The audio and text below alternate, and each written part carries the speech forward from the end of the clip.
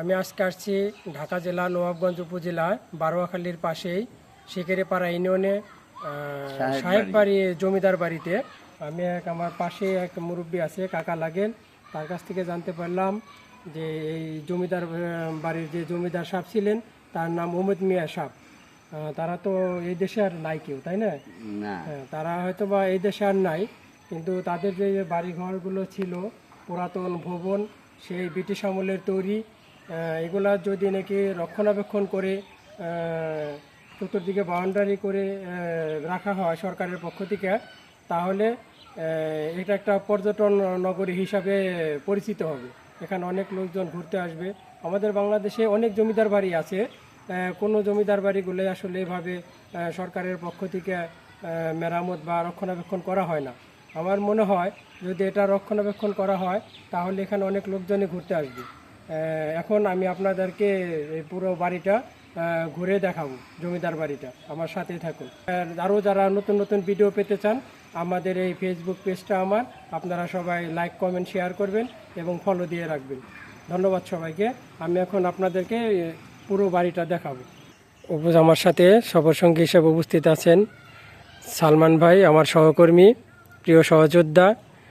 ভাইকে সাথে নিয়ে এখানে আসলাম। আর এখানে স্থানীয় আমার এক কাকা আছেন, তার সাথেও কথা বলবো এখন।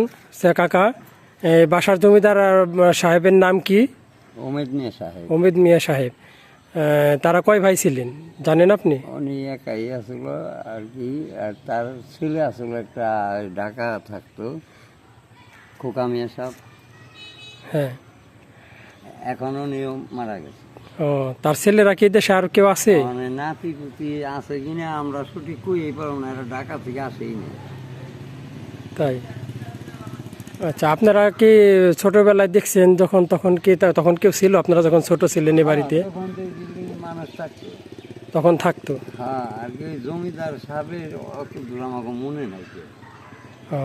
ওনাদের উত্তরাধিকারী আর নাতিপুতিরা কেউ এখানে আসে না? ওই যে ছেলে কতদিন আইসে আর কি ঘুরতো, দেখে শুনে গেছে।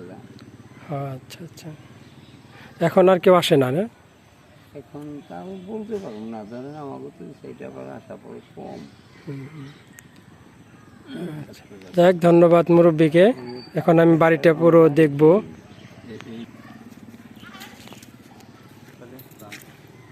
এই যে হচ্ছে বাড়ি, এদিক দিয়ে দোতলায় ওঠার সিঁড়ি ছিল পুরো ভিতরে।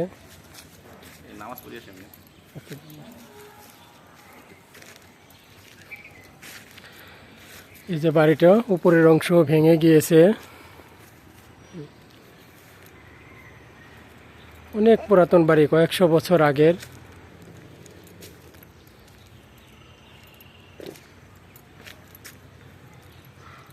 এগুলো আমাদের প্রাচীন ঐতিহ্য। এগুলো যদি রক্ষণাবেক্ষণ করা হয় তার অনেক লোকজন আসবে, দেখবে। আমাদের নতুন প্রজন্ম যারা, তারা দেখতে পারবে।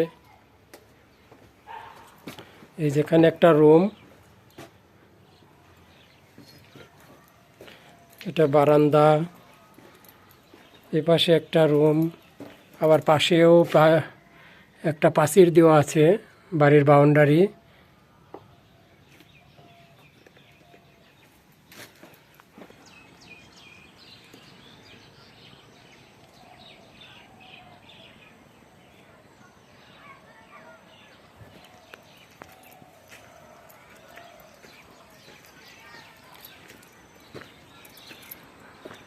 দেখতে পাচ্ছেন এটা নিচতলা, আর এখানে এই যে দোতলা।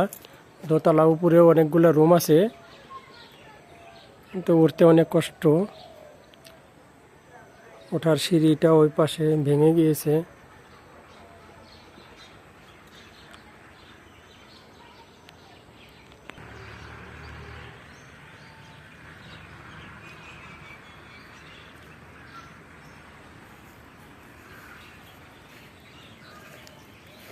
এই পাশে আরেকটি ভবন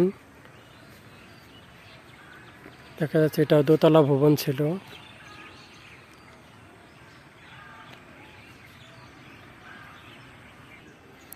বাড়ির পাশেই, এই যে পাশে মসজিদ দেখা যাচ্ছে। জমিদার বাড়ির পাশে এই মসজিদটা অনেক পুরাতন মসজিদ, সে আগেকার মডেলে তৈরি করা।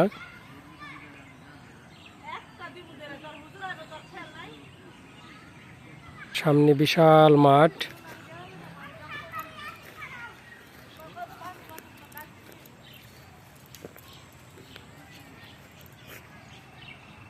এখন দেখাবো বাড়ির পাশেই বিশাল বড় একটি পুকুর।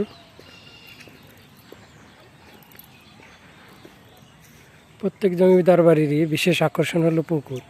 প্রত্যেক জমিদার বাড়িতেই অনেক সুন্দর এবং বড় বড় পুকুর থাকে। তার ধারাবাহিকতায় এই জমিদার বাড়িতে অনেক বড় একটি পুকুর, অনেক লম্বা ও শেষ পর্যন্ত দেখা যাচ্ছে। যাই হোক, এখন বিদায় নিচ্ছি, আবার পরবর্তী ভিডিও নিয়ে আপনাদের মাঝে হাজির হব। ধন্যবাদ সবাইকে।